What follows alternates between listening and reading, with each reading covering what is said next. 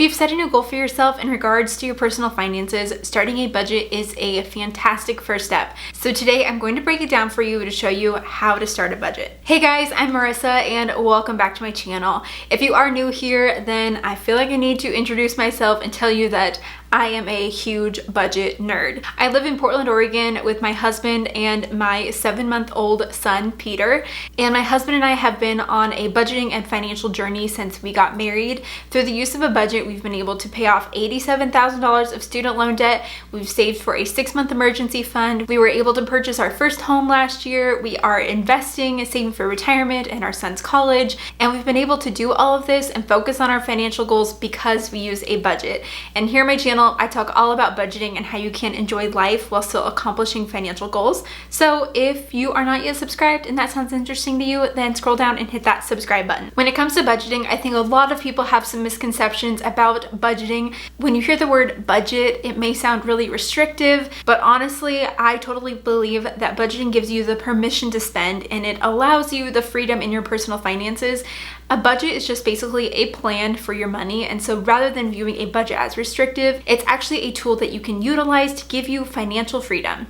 Also, budgeting doesn't need to be complicated. I know that a lot of people may feel overwhelmed at the thought of budgeting, but it can really be super simple. So let's talk about how you can start a simple budget today. First, pick a platform. I don't care which platform you pick, but I want you to pick a budgeting platform that's going to be easiest for you. Some people will use pen and paper, some will use Excel, others will use an app.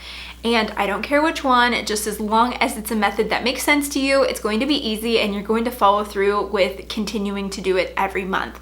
Now, if you are wanting to get started with budgeting in Excel, I have a budget template that I use. I am an Excel budget nerd and I was an accountant by day before I had my son. So I created a budget template that I have available on my shop for really cheap. So I'll leave a link to it down below and you can check out my budget template there. I also do have a paper budget template as well that you can print out and handwrite your budget each month. So I'll have links to both of those in the description box down below. And the Excel budget template is what I use personally for my budget each and every month. Here on YouTube, I share my personal household budget with you guys. I'll leave a playlist of my budgeting videos up above so you can check them out and see how I actually budget every single month with our budget template. But all that to be said, you can use my Excel budget template, you could use a paper one, you could use an app like Mint or EveryDollar, but just pick the budgeting platform that is going to be easiest for you. The next step to creating a budget is to list out all of your income. So we make a budget using a zero-based budgeting method, which means all of our income equals all of our expenses and savings, like all of our money out. So basically, you need to start with your income, knowing how much you're actually bringing home each month. So take a look at the income that you've received in previous months. Now, this will be really easy for salaried employees. You just simply take how much money you bring home each month, how much gets deposited into your bank account, and write that number at like the top of the page or at the top of your budget spreadsheet, which I have a whole section for income in my budget spreadsheet that I was talking about earlier. But basically, you want to start with your income, and that way you can know how much you are planning to spend throughout the month. Here's my advice if you have a variable income. You can either budget off of the least amount that you expect to bring in this month, and that way you'll know that all of the necessities that you have to cover this month are going to be covered, but then you also want to have a plan for what happens if you end up bringing home more money than you anticipate. You could determine like that least amount number by looking at like the last 12 months, seeing what the lowest month was, and assuming that could be like the worst case scenario. The other thing that you can do is budget off of last month's income. So if you took home $3,000 last month, you can just hold that in your bank account and then bring that money over for this month's budget. And that way for next month, you're already going to know how much money you're going to bring home.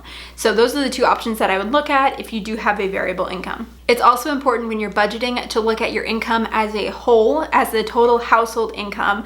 I am a huge fan of combining finances if you are married, and that's what we do for myself and my husband. We both bring home money into our household, but we look at our budget as a total household income, not like a his money or her money. It's all joined together. The next thing you want to do is budget out your expenses. If you've never made a budget before, you might not even know where to begin. And so my advice is to look back at the last like 3 months of bank statements or card statements that you've had to see how much you've been spending on certain categories. You can categorize your expenses, whatever makes most sense to you. In my budget templates, I have some categories set out for you that will make sense, like rent, giving, utilities, insurance, food, eating out, gas, like all of these sorts of things. So you can divvy it out however that makes sense to you for different categories, and go through your bank statements and see how much money you're spending on all of these categories. Some things are going to be easy to find, like simple utility bills. You can just look at your login for your electric and see how much you've been paying on average for electricity each month. But other things may be a little bit harder, like food, and you probably will have to go through there and add up how much you've been spending on groceries each month. And doing this, I think, is really important because it also kind of opens your eyes to see what you've been spending. And if you've never budgeted before, you may be pretty surprised to see how much you've been spending in some of these categories. Oftentimes, these are categories like groceries, eating out, and shopping. So by getting a feel for what you have been spending, you can then set your budget. Maybe you feel like you've been spending way too much on groceries, and so maybe you want to limit that a little bit with your budget, and you can set an amount. The thing is, whatever you budget isn't going to be set in stone, and you can update it as the month goes on. The other advice that I'll give is that a budget isn't going to be perfect your first time.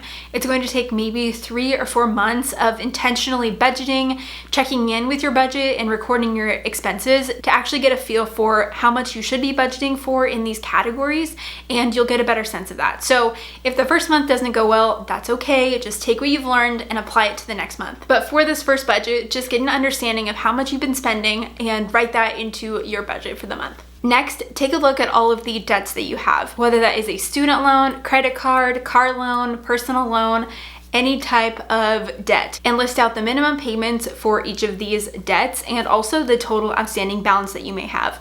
Maybe it's a goal of yours this year to focus on paying down your debt. For us, when we got married, that was our first goal, was to pay off all of our student loans, and we were really intentional about tracking our debt, seeing how much our minimum payments were, and then we wanted to put every additional penny we could to this debt to pay it off as soon as possible. So we really tracked that in our budget. And the next section that you want to be budgeting for is savings. There's going to be some things that you're going to want to save for probably in your budget. Some people are saving for something like an emergency fund if they don't already have them, or you can create sinking funds. And I've done a couple of videos on sinking funds. I'm going to soon be sharing our sinking fund plans for the year, so stay tuned for that video.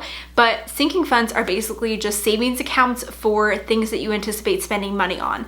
Like for us, we have sinking funds for vacation because we hope to go on a vacation sometime soon, and also more things that aren't as fun, like house maintenance costs or car maintenance. And that way we save money in all of these funds each month, and when a big expense comes up and we have to spend money on house maintenance, we already have the money set aside, and so I love using sinking funds. So sit down and take some time to figure out what are some things that are coming up that you may need to be saving for, and you can add that into your budget as well. Now, since we use a zero-based budget, this means all of our income needs to equal all of the money out. So you can total up all of your expenses, your debt payments, and your savings, and see what that grand total comes to. If it ends up being less than the income that you have, then you have more income to work with, and you can put that towards other financial goals that you're wanting to work on, or adjust your budget accordingly to get that number to zero. And if you end up having more money out than income that you have coming in, then you're going to need to make some cuts. And my last tip for starting a budget is to be sure to track your budget throughout the month. This means checking in with your budget regularly to record all of the expenses, the things you've been spending money on, and check your budget to actuals. It's so important to do this because you may notice halfway through the month that you've been spending more on groceries than you anticipated, and so you may need to adjust your budget accordingly to make sure that you will be able to cover all the rest of your other expenses. A budget isn't just like a set it and forget it. A very important part of budgeting is actually checking in with your budget to make sure that you're following its guidance, and then you can alter your spending habits or saving accordingly to how the month is going. I like to check in with my budget every Sunday night. I will sit down and update my actual spending to my budgeted amount. So that is how you can get started with budgeting. Don't forget, if you want to check out my budget templates, I will have them linked below for the spreadsheet download as well as the paper download.